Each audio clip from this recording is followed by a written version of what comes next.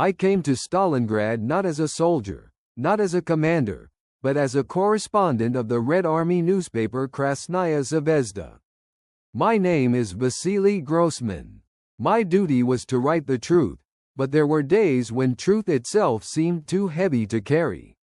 When I reached the Volga front in early September 1942, the battle had already consumed the city for weeks. I had read the reports. I had seen the maps. None of that prepared me for the first sight of Stalingrad. The steppe before the city was silent in a strange way. Scarred ground, wrecked vehicles, broken telegraph poles leaning like dead trees. And then the silence ended. The air trembled with artillery. Somewhere far away I heard that endless metallic scream of dive-bombing Stukas. Every explosion shook the ground softly beneath my boots, as if the earth was breathing in pain. They told me the worst day here had been the 23rd of August 1942, when the Luftwaffe had turned the city into a furnace. Even weeks later, the ruins still smoked. Entire districts lay flattened by Heinkel He-111 and Junkers Ju-88 bombers. German ground forces of the 6th Army under General Friedrich Paulus had pushed to the very edge of the Volga. The Soviet command created the 62nd Army under General Vasily Chuikov to hold the city to the last. And I was told to document it. Crossing to the west bank of the Volga was like stepping into another world. German artillery watched the river constantly. Boats moved mostly at night, hugging darkness. Soldiers pressed themselves flat against the wooden sides of the ferries as shells fell into the water, fountains of black water and steam erupting around them. Many clutched their Mosin Nagant rifles. Some held PPSH-41 submachine guns. Some quietly repeated prayers. Others simply stared ahead. I remember the smell first. Burning brick, burning rubber, and a different smell, heavier, human, that lingered under every gust of wind. Buildings were not buildings anymore. They were skeletal walls full of dust and shadows. Streets had ceased to exist as streets. They were trenches made of rubble. The first unit I stayed near belonged to the 13th Guards Rifle Division under General Alexander Rodimtsev. These men had crossed the river in the dark, under machine gun fire and Stuka sirens, and then, without rest, they went straight into combat in the city's center. Many did not last a day. There is a German word they gave to this fighting. Rattenkrieg, rat war. And it was exactly that. War fought under floors, inside walls, between staircases, in cellars and ruined factories. The Germans brought Kar 98K rifles, MP-40 submachine guns, MG-34 and MG-42 machine guns, and their discipline, their training. The Soviets brought bitter determination, desperation, and a simple fact: there was nowhere left to retreat. People often think war is loud. It is loud, but it also has terrible pauses. I remember standing inside the broken shell of an apartment block. For a minute everything seemed quiet. Only small fragments of plaster drifted down occasionally. And then, suddenly, a German MG-42 opened up and the entire world shook with its dry metallic roar. Men flattened themselves into broken staircases, firing blindly down hallways filled with dust. The commanders spoke quietly. General Chuikov was always calm, though his face was gray with exhaustion, his lungs constantly irritated by dust and smoke. Orders came from Stalingrad Front Commander Andrei Yeremenko. Discipline was merciless. Retreat was unthinkable. But when I listened to soldiers talk in quiet voices, I realized they did not stay because they feared punishment. They stayed because they believed something larger than themselves depended on holding one more wall, one more street. I wrote every day, sometimes under artillery fire, sometimes in dim corners of destroyed basements next to soldiers who slept in short, haunted intervals. Their sleep was like unconsciousness. They did not turn, did not dream. They simply collapsed into blackness.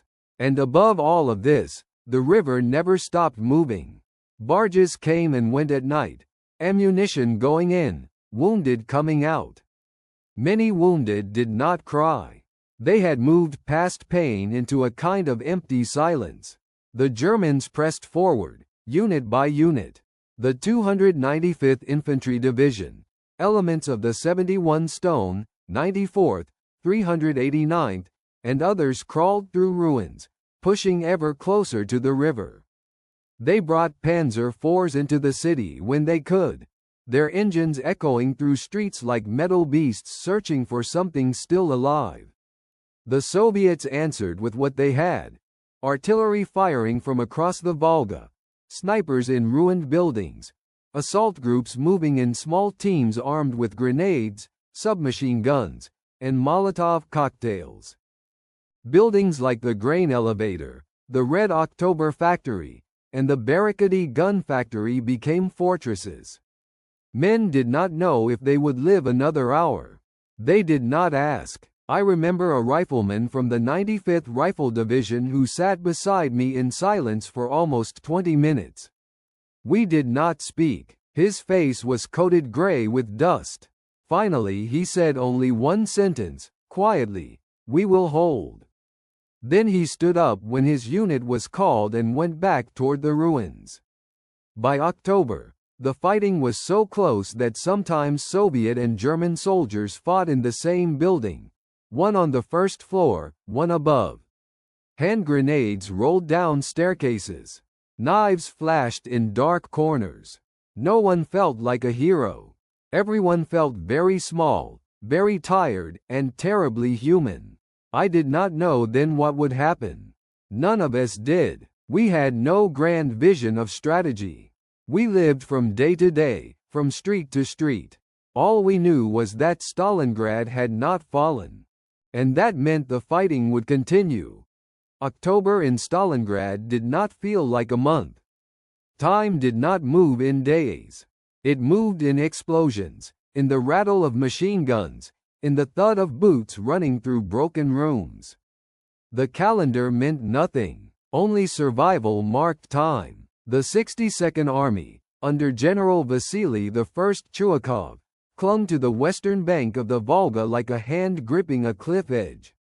Across the river, artillery of the Stalingrad front continued to fire, the guns of the 64th Army, the 57th Army, and others covering what they could. But inside the ruins, it was mostly down to the riflemen, sappers, snipers, and exhausted company commanders. Every name in Stalingrad became a battlefield. The grain elevator, the Red October factory, the Barricade, streets like Pavlov's house on the 9th of January Square, held by Sergeant Yakov Pavlov and men of the 42nd Guards Rifle Regiment, became symbols, not in speeches, but in whispers between soldiers who had little else to hold on to.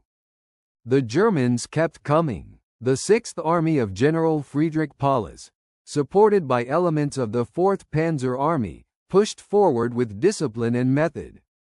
The 71st Infantry Division, 100th Jaeger Division, 295th, 389th, and many others advanced yard by yard. Their Panzer IVs and Stug 3 assault guns crawled between ruined buildings, each movement slow, deliberate, deadly. The Luftwaffe was still there, not as overwhelmingly as in August, but still enough to punish every mistake.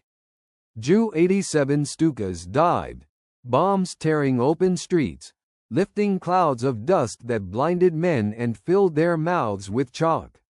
Inside the city, the war became intimate. There were no front lines in the ordinary sense. German and Soviet units sometimes held opposite ends of the same factory hall. Snipers on both sides watched through shattered window frames, waiting for the smallest movement.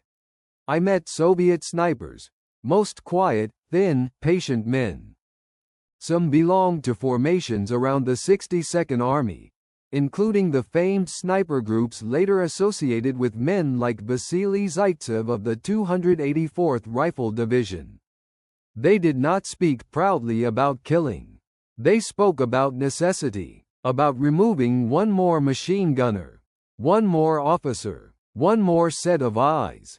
Nights were not quiet, they were simply darker.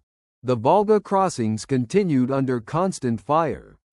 I watched stretcher bearers load the wounded onto barges. There was little speech. Doctors of the 62nd Army Medical Services, nurses, orderlies, they worked with numb precision.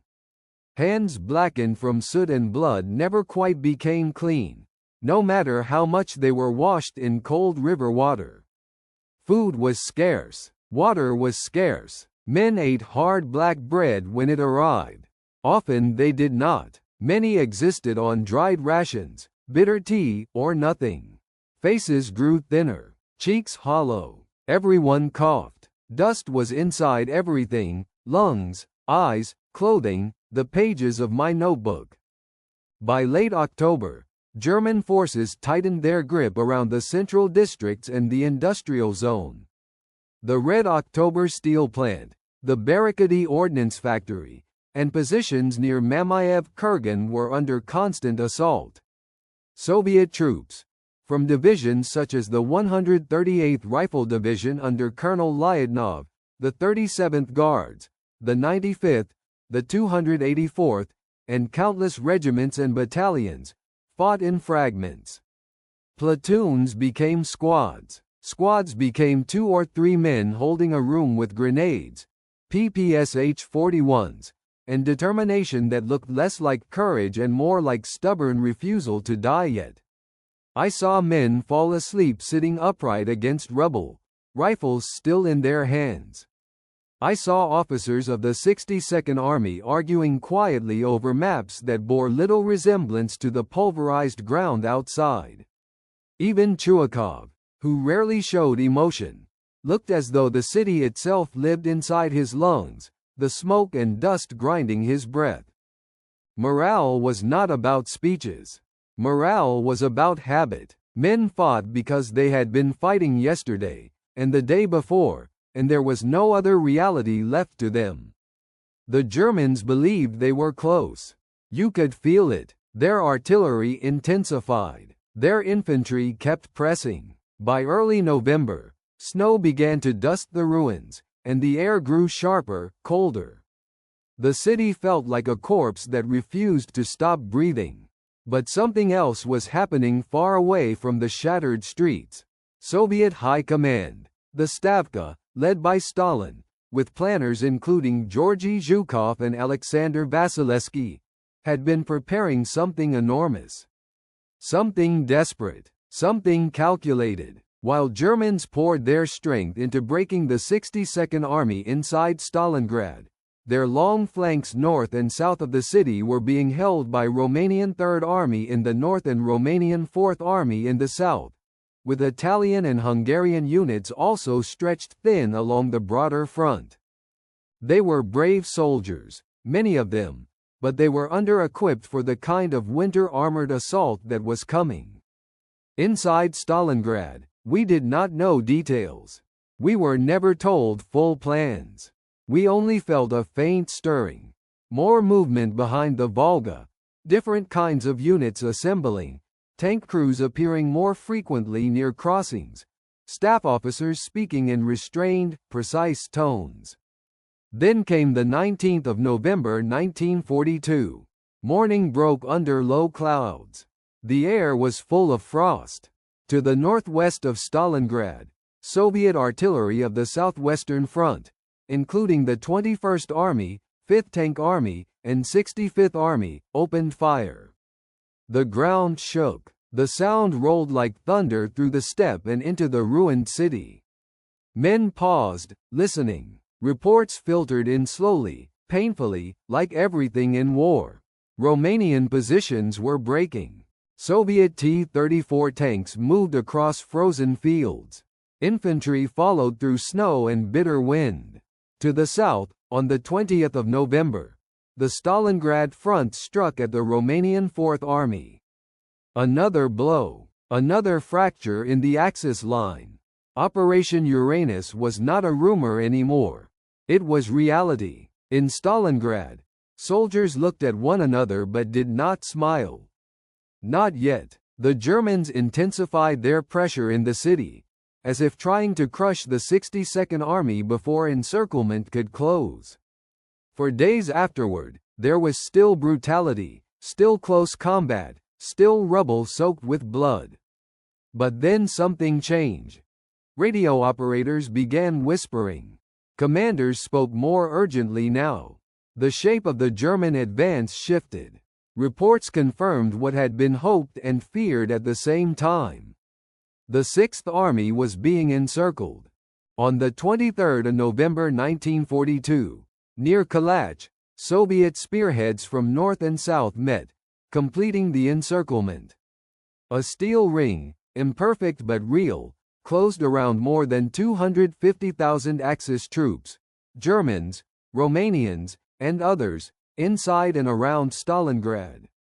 Men in the ruins lifted their heads not in triumph, but in disbelief. Winter winds howled through shattered walls. Fires still burned. Shots still cracked in the distance. But history had turned. The battle was far from over.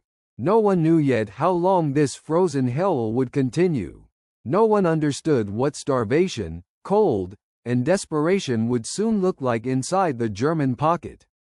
All we knew was that the city had not died, and the men who had been fighting for every brick, for every ruined stairwell, now faced a new phase of war, one not of mere survival, but of slow, merciless tightening. The story of Stalingrad was only entering its next, darker chapter. Winter came to Stalingrad without ceremony. It simply arrived one morning.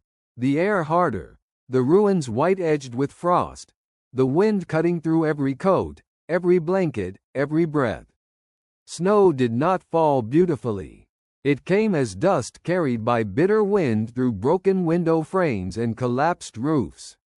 By the end of November 1942, the Germans of General Friedrich Paulus's Sixth Army were trapped. The encirclement line, formed by Soviet forces of the Don Front under General Konstantin Rokossovsky, the Southwestern Front, and the Stalingrad Front, closed around them. Villages, airfields, positions that once seemed secure had become prisons. Inside Stalingrad itself, fighting did not stop. There were still German units holding buildings, streets, factory halls. They did not surrender. They dug in deeper. Their MG-42s, Kar-98K rifles, Stug-3 assault guns, and remaining Panzer IVs became defensive rather than offensive instruments. But now, for the first time since summer, the feeling of inevitable German advance was gone. The city did not belong to anyone yet. It belonged to hunger, ice, and exhaustion. I moved between Soviet positions attached to the 62nd Army of General Chuikov, watching men who had already been fighting for months now face winter. Soviet soldiers were no stronger than German soldiers. They were no more immune to fear, to cold, to despair. But unlike the Germans, they were not surrounded. Behind them lay the Volga, supply, fragile, interrupted, deadly to cross, but still life. Behind the Germans lay only emptiness. I saw German prisoners more frequently now. Thin faces, hands wrapped in rags instead of gloves. Many still saluted officers, still attempted to stand straight, but their posture was more memory than strength. Their uniforms were worn down, greatcoats stiff with frost.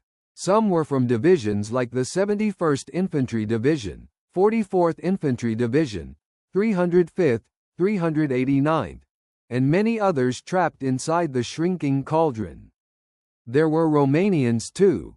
Their eyes carried quiet disbelief. Inside the pocket, the Luftwaffe tried to save them.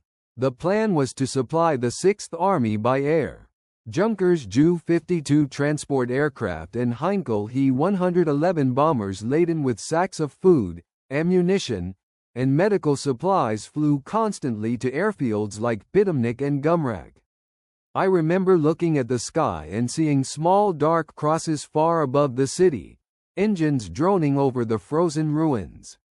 Anti-aircraft guns cracked, Soviet fighters hunted. The air bridge never truly met the promised amount.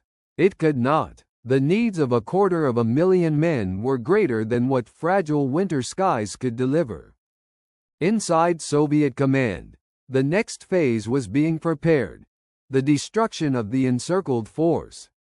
But winter slowed everything. Movement outside the city across snow and ice was brutal. Vehicles froze, weapons jammed, men's fingers went numb around rifle stocks. Breathing itself hurt. And then came December, and with it, hope, but not for those inside Stalingrad. For them, hope was somewhere else entirely.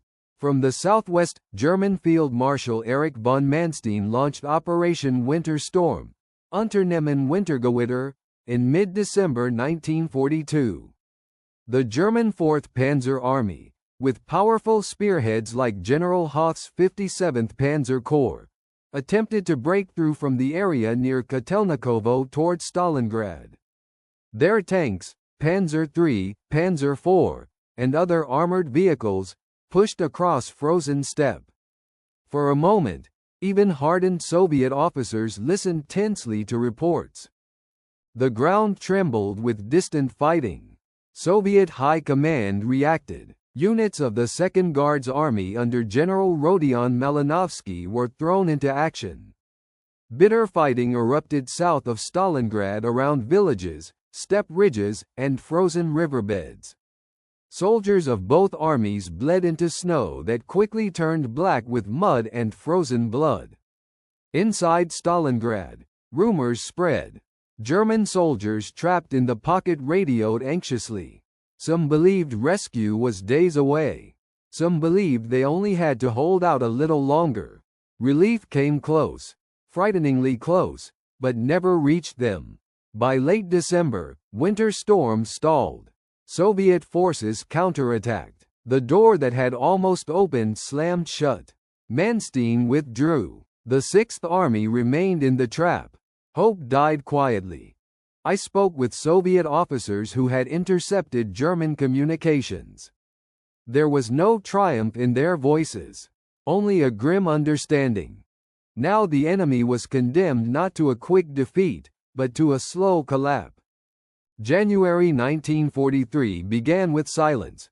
The terrible kind of silence that follows when both sides are too exhausted even to be angry. Then Soviet artillery began again. Operation Koltso. Operation Ring, the systematic destruction of the encircled German forces, started in January under Rokossovsky's Don Front. Soviet armies closed in. Units like the 65th Army, 21st Army, and 24th Army advanced, tightening the ring by kilometers, then by meters, then by streets. I saw the pocket shrinking on maps. But it was when I finally glimpsed the remnants of German defenses that I truly understood what encirclement meant. German soldiers, once symbols of unstoppable advance, now stood pale, frostbitten, their greatcoats torn, their boots falling apart. Their artillery had fewer shells each day. Their tanks, lacking fuel, stood silent, useless hulks in frozen snow. Their commanders held maps that no longer mattered. Starvation moved among them like another army. Inside destroyed buildings, they burned furniture. They burned crates. They burned anything that could give a few minutes of warmth. Medical stations were full of wounded that could not be moved. Frost formed on the walls. Men coughed and did not stop. In Soviet trenches, soldiers said little. They were tired too. Deeply, fundamentally tired. But now they sensed an ending.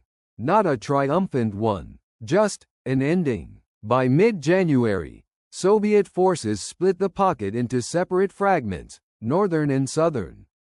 The Germans fought on. Some units resisted stubbornly, others simply faded away, structure dissolving under hunger, cold, and hopelessness.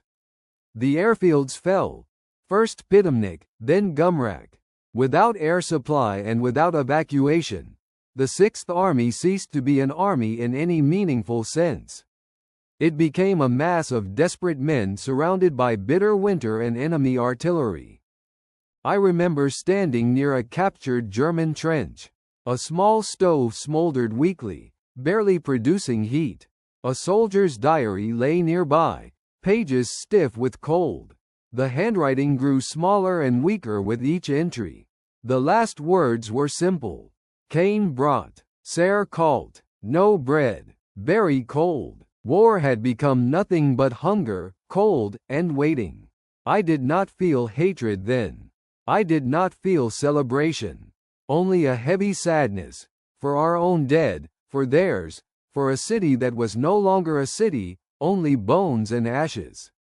January was not over. The final act had not yet been played. But every man in Stalingrad, Soviet and German, now understood a truth that could no longer be avoided. It was going to end here. And it was going to end soon. December 3, 1942. A snowstorm howls over a shattered city on the Volga. General Friedrich Paulus and the German Sixth Army hold a frozen labyrinth of ruins. Streets are no longer geography, they are final defensive lines. If someone finds this, let them know we stood. We did not break. The Red Army tightens the ring. Field Marshal Manstein launches Operation Winter Storm, desperately trying to break through. But logistics fail, weather kills, and Soviet resistance crushes German momentum. In a hospital far away, a Soviet doctor writes, "We treat those who still breathe. Those who stare past us, we let go. War has no heart." January 31, 1943. Paulus surrenders. Soon after, the northern pocket collapses. For the first time in history, the Wehrmacht loses an entire army. Germany has to face the truth. The myth of invincibility is gone. While Stalingrad collapses, another decisive campaign unfolds beneath the burning African sun. Erwin Rommel, exhausted, brilliant, relentless, is still dangerous. But after El Alamein, momentum shifts. Allied logistics improve. Morale grows, strategy matures. For the first time, young American soldiers face modern war in Tunisia. They are inexperienced. They bleed. They learn. A British veteran remembers. They were green boys, but every day they hardened. Every day they became soldiers. May 8, 1943. The North African campaign ends. 250,000 Axis troops surrender. Another German army is gone. Far from trenches and city ruins, another critical war rages. German U-boats stalk Allied convoys across the freezing Atlantic. Merchant ships burn on dark waves. With every sinking vessel, Britain inches closer to starvation. A British radio operator writes to his mother, "We never see the enemy, only endless water. But if we fail, Britain falls. So we hold the course." Allies adapt. Improved convoy escorts, long-range aircraft, sonar, radar, and new depth-charge systems deciphering Enigma. By mid-1943, U-boat losses become catastrophic. Germany is losing the ocean. Summer 1943, Allied forces land in Sicily. The operation is a success, and Italy breaks under the pressure of war. Mussolini is arrested. The regime collapses. Italy exits the war. Germany reacts instantly. Occupation. Brutality. A new order enforced at gunpoint. A brutal mountain war begins. Monte Cassino. The Gustav Line. Cities bombed to rubble. Endless fighting in stone and snow. An American soldier writes, "I once thought mountains were beautiful. Now every rock feels like a grave. By the end of 1943, everything has changed. Germany is no longer unstoppable. The Soviet Union pushes west with growing strength. The Allies prepare something greater than any operation before. In underground war rooms in London, leaders speak words that will define history. We will return to Europe, but millions will still die before victory. Cities will burn. Families will never see their loved ones again. Because the war is far from over. June 6, 1944. The wind over the English Channel carries the smell of fuel, saltwater, and fear. The largest amphibious assault in history begins. Operation Overlord. I am a rifleman of the U.S. 1st Infantry Division. We called it the Big Red One, but on this day nobody feels big. Nobody feels like a hero. We are just men hoping the ramp of our landing craft does not become the last thing we ever see. When the ramp drops, the world becomes noise. MG-42 fire tears through the surf. Men fall without sound because the ocean swallows their breath. I do not remember bravery. I remember crawling, cold water in my mouth, sand sticking to my hands, the heavy weight of the M1 Garand. I remember praying not for victory, just to keep breathing. Hours later the beach is ours. But victory feels like silence over bodies that no longer move. Normandy is not liberation for us in those weeks. It is a slow, grinding death of towns and hedgerows. Corentin, St. Lo. Places we never knew existed become fields of shell holes and shattered walls. We move forward because someone behind us tells us to move. That is all. Across the continent, another storm breaks. June 1944. Operation Bagration. The Red Army launches a massive offensive. Entire German army group center collapses. Cities like Minsk are retaken. The Eastern Front does not feel like triumph. It feels like a wounded giant finally standing up, furious and bleeding, unwilling to fall again. A Soviet infantryman later wrote, "We did not hate them as before. We were too tired to hate. We only wanted to finish the road." Autumn comes. Operation Market Garden. Bold, daring, hopeful. Ends in Arnhem with men surrounded, cut off, and destroyed. The war punishes optimism. Then winter returns. December 1944. The Ardennes. The Battle of the Bulge. Germany strikes back one last time. Snow, forests, tanks coming out of fog. American soldiers fight in freezing foxholes near Bastogne. Supplies run thin. Fear becomes a constant companion. They say courage is absence of fear. That is not true. Courage is doing what you must while fear sits inside your chest like a stone. The German drive fails. The last reserves are gone. What remains is retreat, and then collapse. January 1945 on the Eastern Front. Soviet armies move through Poland toward the Oder. They find cities destroyed, villages emptied, camps that should never have existed. Liberation does not feel like victory. It feels like mourning. The Reich begins to implode. March 1945. The Western Allies cross the Rhine. The sky is never quiet. Allied bombers rumble endlessly. Cities like Cologne, Hamburg, and Dresden are scarred beyond understanding. Civilians dig through ruins not for belongings, but for the dead. By April, Berlin is surrounded. I am now in the city.